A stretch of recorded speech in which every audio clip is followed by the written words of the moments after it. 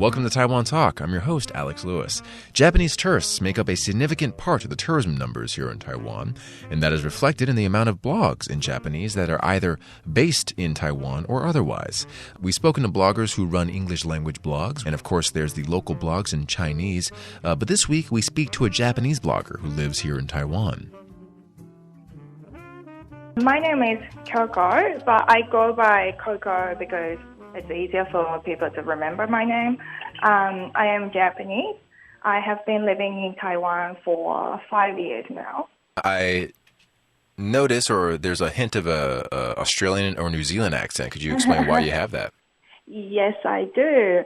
Because I was in New Zealand for 10 years before I came to Taiwan. I actually left Japan when I was 16, and I was living in New Zealand until mid-20s. Then I came to Taiwan. Excellent. And now you blog, right? You have a blog called Coco In Taiwan blog, or cocointwblog.com. Could you tell me a little bit about that? Yes, so I do have a blog. I have been writing it about a year and a half now in Taiwan. And my blog is all in Japanese, so it is for Japanese people who are either living in Taiwan, like me, or just coming here for travel, or even people who are just interested in Taiwan. And I write about what to do in Taiwan, basically. So Japanese people come to Taiwan, and they always do have a travel guidebook. I'm pretty sure you see people carrying one of them around in town. And I would like to give people information other than the guidebook. So that's why I started blogging. Okay, like a little bit more in-depth information, kind of like where to stay, where to eat, and all that stuff? Yeah. And usually these travel guidebooks, they only have really famous restaurant, right? Yeah. Yeah. So I wanted to introduce people what's new in Taiwan, what the Taiwanese people actually do here, where they actually go. And these restaurants or cafes are usually cooler and cheaper than the ones on the guidebook. Okay. Have you gotten any feedback from any of your blog readers about how they maybe enjoyed your suggestions or anything like that? Yes, I actually do. I got heaps actually. People comment me on my Instagram account or Facebook. I also have a Twitter. So when I post about one of those places on one of those social media, if they actually go to one of those places, they always give me feedback. All right, very cool. And are Japanese bloggers very involved? So, is there a really close-knit community online? Yeah, there are so many Japanese bloggers in Taiwan, and some of them don't even live here. They just come here for holiday quite often, I think. And I personally don't know many of them, in the real life. I do talk to some of them on the social media, but I haven't met many of them. And what would you say your favorite post or most popular post is on your blog? On my blog? Oh, I've got a few, actually. Let me think. There's one about this cosmetic product of Taiwan. It's called mandelic acid, and it's the stuff you use on your face before you go to sleep kind of thing, which you cannot get in Japan or anywhere else, I don't think. So that post is very, very popular. So apparently I didn't even know about this, and one of my Taiwanese friends told me, so I went to the drugstore to buy it, and I liked it. But basically it makes your pores smaller on your skin, and if you get a pimple and stuff, it helps your pimples to heal faster, kind of thing. Interesting. All right. Very cool. So I guess lots of young girls will be interested in those kind of things. And also, your apartment was featured on a TV show about Japanese people living abroad. Yes, I was. So the TV crew came to my apartment in Taipei earlier this year. It was in February or January, just before Chinese New Year, I think. And they found me through my blog, and they contacted me, and they wanted a Japanese girl who's living in Taiwan, who is not like an expat, who is not being sent from Japanese company to live here. Oh, I see. So they wanted someone who kind of lived here on their own volition. Yeah. And my profile just fit in their demand, so yeah. Okay, and how did that go? What was unique about your apartment, or like what do they kind of feature about your lifestyle here? Okay, so this TV show is actually really popular. I didn't even know about it because I haven't lived in Japan for the last 15 years. But so they often do focus on people living abroad, and I think they often do it in Southeastern Asia. So I've seen like one of their shows, and they did it in Thailand or Philippines. And they feature on one person, and they ask you about everything. What we do here, how much we pay for rent. They come into the house, so they show pretty much like everywhere of my apartment. They ask me about my pay.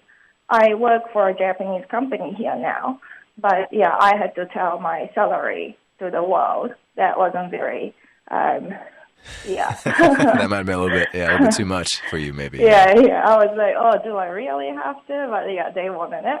So yeah, I told them how much I get paid here. And they also asked me where I normally go to eat, like on a weekday for dinner. I just go to places around my house, so I took them there. But the best thing was this very famous comedian guy actually came to my apartment, and I've been seeing his face on the TV since when I was, I can't remember, like maybe junior high school. So, yeah, like meeting a celebrity, that was like, whoa, like it was a great experience. Yeah, it must have been really cool, and also like in your own home too, right? Yeah, and they didn't tell me who the famous person was. So I didn't know it until I opened the door. Oh, that's the best, getting surprised by that. Yeah. So it was pretty crazy.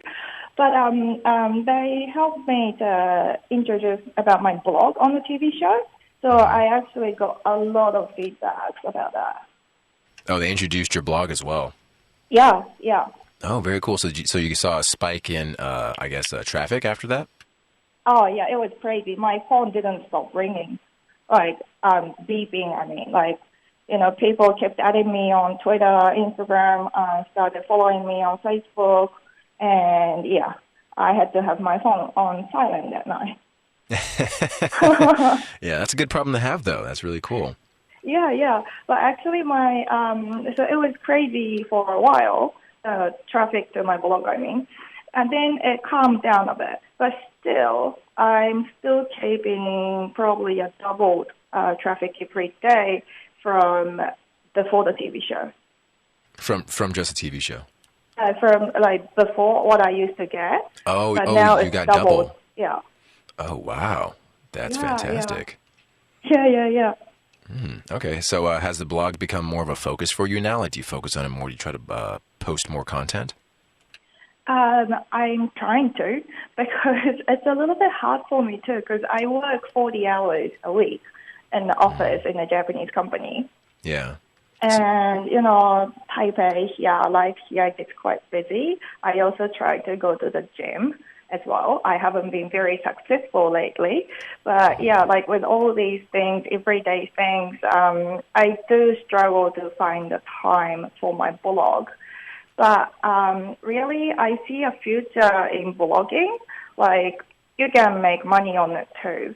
And as you get more famous, you might get like some other jobs, like, writing articles for somebody else.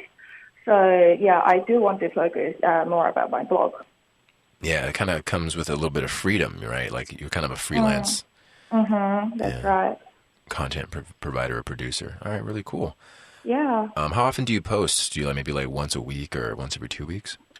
My aim is to post about 3 times a week, Oh, which that's a good amount. yeah, but lately for last few months, I haven't been able to do that. Like maybe I've been posting 5 or 6 articles a month. Okay, hey, that's still not bad at all. Yeah. I'm trying. Yeah. So what are some of your favorite places to eat here? Like, where are some places that you would recommend going for, I guess, traditional Japanese fare or like Japanese food that you find that's authentic or comforting for you? Actually, I don't really miss Japanese food because I have Oh, been so far away from Japan for such a long time. And in New Zealand, where I used to live, you can't really get Japanese food that often, or even if you do, it's really expensive. So I don't have to have Japanese food, like, yeah, in my system. You know what I mean? yeah, I know what you mean. Yeah. Okay, very cool. Yeah.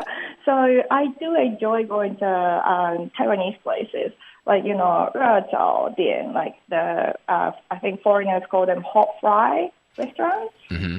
Yeah, these like really cheap, like really local Taiwanese places. Yeah, I do enjoy going. Okay, well, that's great. You're assimilating to the, Taiwanese food culture here then.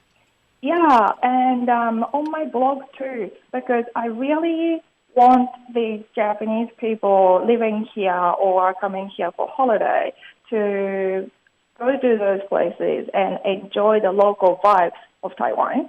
Like these places probably don't offer any Japanese menu, nor staff probably don't speak any English. So I post about those kind of places, and I do put the photo on my article and also write the name of the menu below.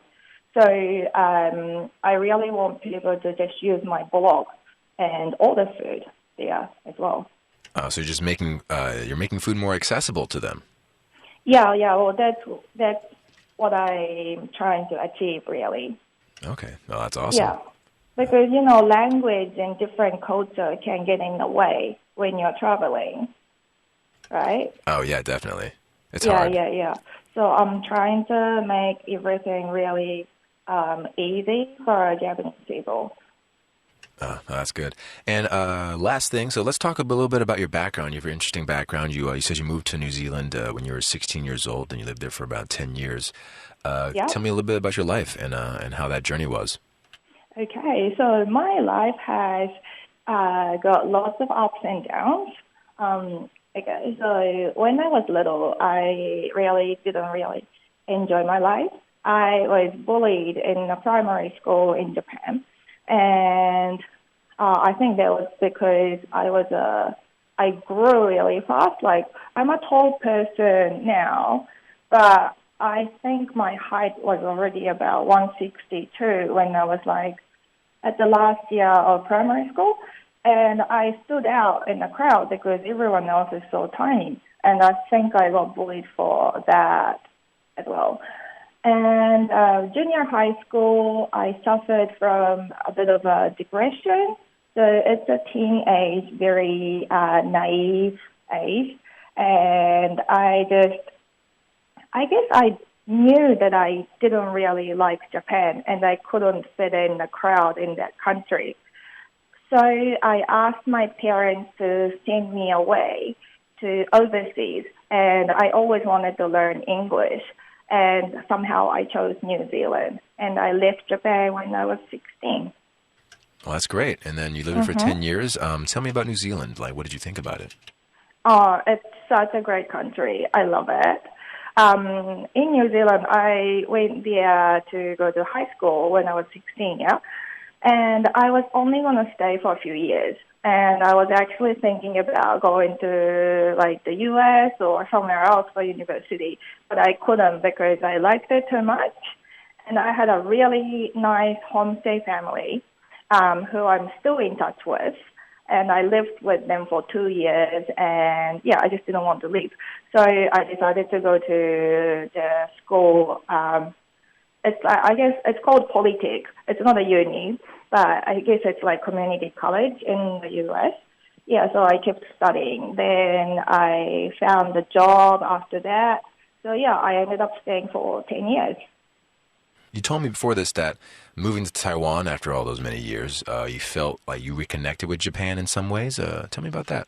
Yes, of course. So when I was in New Zealand, I still didn't like Japan. I had some Japanese friends through schools and that, but I avoided anything to do with Japan as much as possible. I was that stubborn. And of course, I didn't really speak much Japanese either. So my Japanese got really bad, and I was, like a whitewashed, or my New Zealand friends call me banana. I'm outside yellow, inside white. Yeah. So, really, I was not Japanese at all. And after coming to Taiwan, I originally came here to learn Chinese. But after coming here, I met so many Japanese people here. And now I work for a Japanese company. So, yeah, after so many years, I finally reconnected with Japan. Now, I can enjoy hanging out with Japanese people. Working in a Japanese company, I never thought I would in my life, but it's actually all right. Enjoying my job. And also blogging too. Me writing in Japanese and even thinking to trying to help Japanese people. I would never thought that that's something that I would do when I was younger. Yeah, so I really feel that now I'm more Japanese than ever.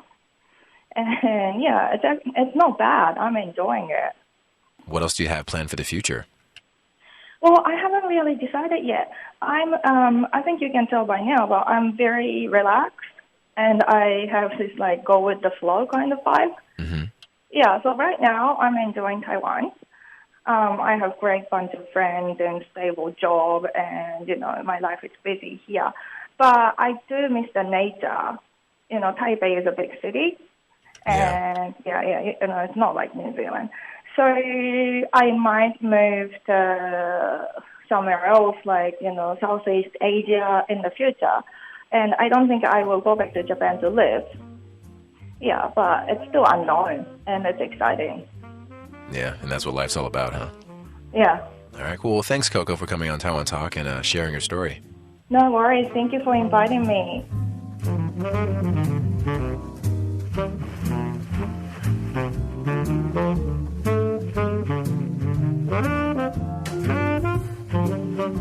A big thank you to Coco for coming on the show. If you'd like to check out her blog, please go to www.cocointwblog.com. That's www.cocointwblog.com. And that's it for this week's Taiwan Talk. I'm your host, Alex Lewis.